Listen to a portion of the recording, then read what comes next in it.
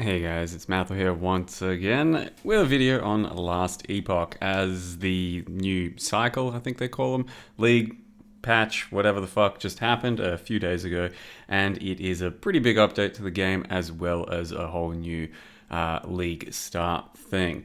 So the main focus of this patch is some end game bosses. Wanted to just show you a bit of that, a bit more gameplay of what I'm doing, and just a bit of a guide, which is pretty quick and simple on what I'm playing, which is another Spellblade character. I made one before, full cold sort of version. This time it's a fire version, it's a flame Reave, as you can kind of see, doing some kind of fiery attack and then one big fire attack to do lots of damage. So yeah, the main focus of the patch is some end game bosses. This is what one of the old sort of end game bosses was during previous cycles and stuff, but nowadays once you kill these timeline bosses throughout your little monolith map things, a new larger boss will show up, a harbinger. There's a whole bunch of different ones that kind of inherit the power of those timeline bosses. They're a lot tankier, a lot thicker, a lot more dangerous, and then once you kill enough of those, you can fight the big Uber or pinnacle boss that they've got. I have yet to do that. It's still a bit far away, I think, for me. Maybe like another 5 or 6 of these on the quest progression.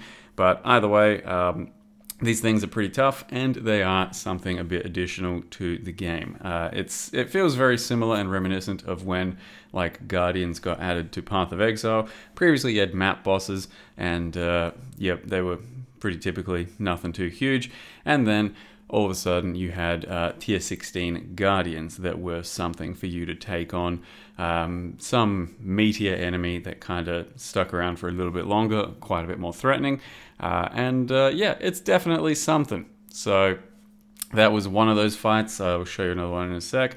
Other than that, you can see that the game is still pretty much the game.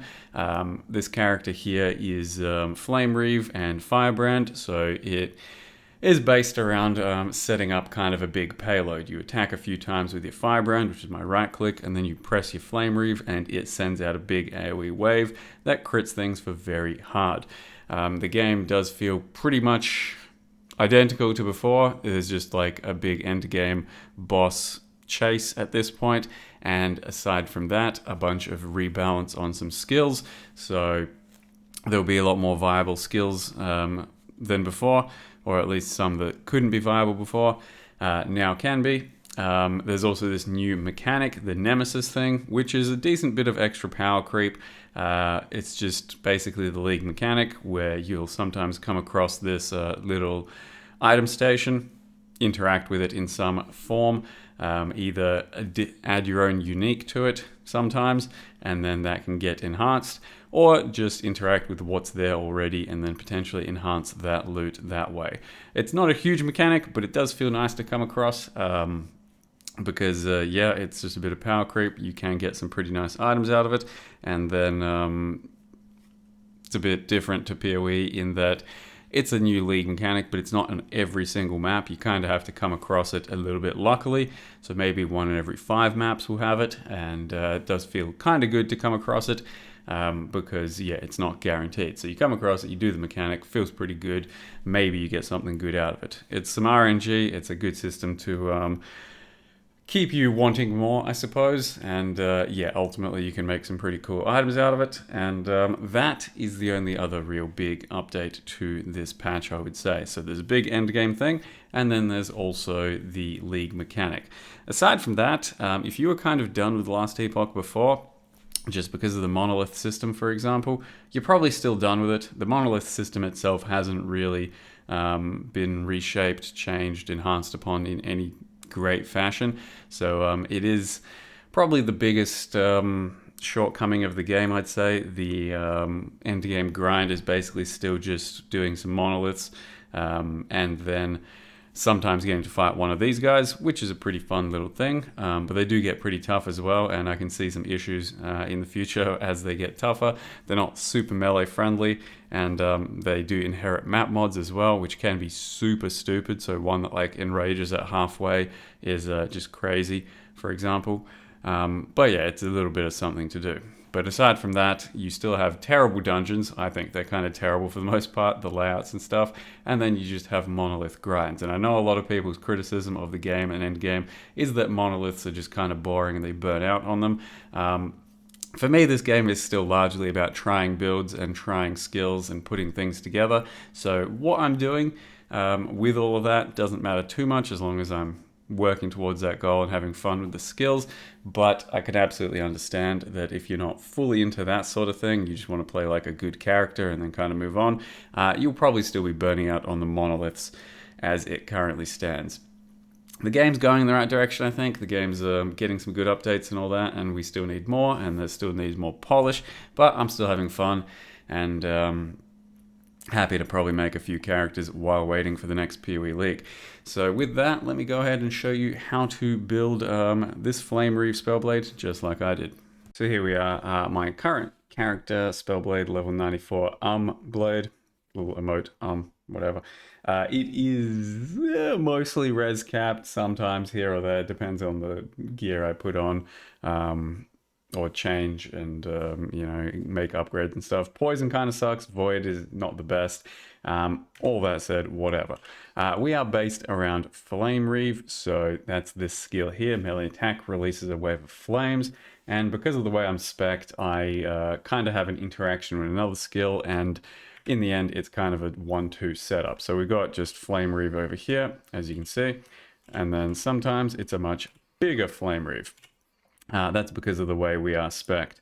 I thought we'd start here just because it looks kind of cool, but then if we move in somewhere else, like normal gameplay, so that's a little character. Here's Flame Brand, Firebrand.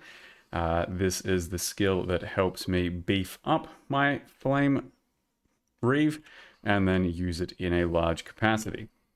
That's the entire basically setup of how we play the character, and it's pretty streamlined, pretty intuitive. I'm using an Eye of Reen for extra crit in multi-stacks, and then kind of whatever else. That's the main thing, plus this is the main thing. Well, actually, fuck it. Irene's nothing. This is the main thing. You're trying to get this ring, because then it means that your Flame Reave goes in a circle around you. I got it around level 40 or 50. Prior to that, it's completely fine still. This just makes the skill a lot more AoE friendly, a lot more palatable. But to begin with, I was just Mana Strike. I was leveling with Mana Strike. If you want to copy a similar sort of trajectory, I leveled with Mana Strike. I just went with, I think, attack speed into like area. And then as soon as I got Flame Reave at like level 20, I started speccing into it. For the most part, I think to begin with, yeah, you're just going like here, into here, into here, into here, because this is what starts setting up your sort of combo attack. This is what then lets you use, to begin with, probably do something else like Mana Strike and then Flame Reave, but then once you can afford to drop Mana Strike for mana entirely, you start using Firebrand, and then this is what sets up your combos. The rest is kind of just giving us damage, and I still need some extra skill levels so I can get this damage here, because now I'm using 2 swords. So the key with this sort of thing is that you can spec into a passive that lets you offhand a sword, and then you can main hand whatever you want. I had a unique dagger for a long time, but eventually went into a sword, and then that means that I can spec into those other passives, but there can be some other good options in your main hand as well. Either way, this is what I'm currently doing, and yeah, I also tried to play around with Frostclaw proc rate thing, and I think that's the other one. Yeah, this one. And then also in the passive tree. And it was working. It was something. But at the end of the day, it felt a lot better to just go full Reave and just have Reave do all of your damage instead. So that's what we ended up doing. And here it is. It's doing some pretty nutty DPS. It's been very fun. As you can see throughout the clips in the video, it can crit for like, hundreds of thousands. And I've still got a long way to go. The rest of my gear, yep. Just trying to get Dex and Int wherever I can. Int for the most part because it scales better, but our skill does scale off of both Dex and Int. So either Dex or Int is good, but Int is going to give you more bonuses throughout other things on your passive tree. So that's currently the gear. I haven't put any legendary potential on this thing. I'll probably end up doing it with, I think, this ring.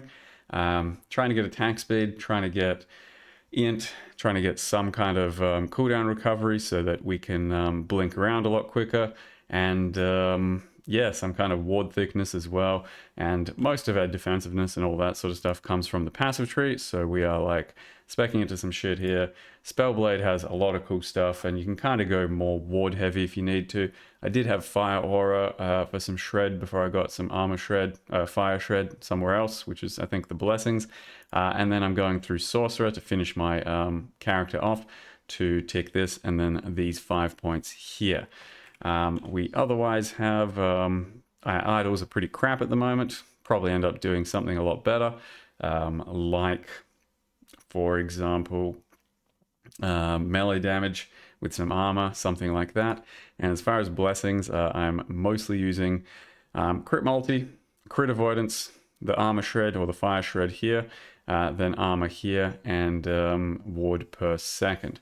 And as you can see, we do sit at a decent amount of ward. Once I'm attacking and using different skills, our ward does go up. But yeah, Spellblades aren't the tankiest things unless you do actually properly build into a lot more armor, which is possible. The way I'm currently set up, I'll have like 40% armor when I'm attacking, but you can do a lot more if you really want and become a thicker character. Don't know how this is going to go against the large endgame boss, but so far so good. You know, it takes a bit of work for some harbingers, but DPS is good and the playstyle is very fun. Hopefully I haven't missed anything, but yeah, I actually have. I haven't shown you all of these skills. So this is how Firebrand is spec'd. It's mostly for utility. It just generates and gives us damage. This is how Flame Ward is spec'd. Mostly done for a bit of damage and also some other defensiveness. I did have this haste until I had haste on my boots. And then this thing's just a bunch of damage, and it auto refreshes itself once you you know, want to do that and have it on a good enough cooldown. And then we have teleport that does some utility and some other bullshit. You can also end up specking into Rune Master and getting Flame Rush. I did that for a bit. It's a weird playstyle, but if you like it, by all means do that. Yeah, that's pretty much it. Hopefully that's enough. Yep, last Epoch, pretty fun for now. Probably still going to play it up until the PoE League. But hope you guys are having fun too. Thank you very much for watching. See you guys next time.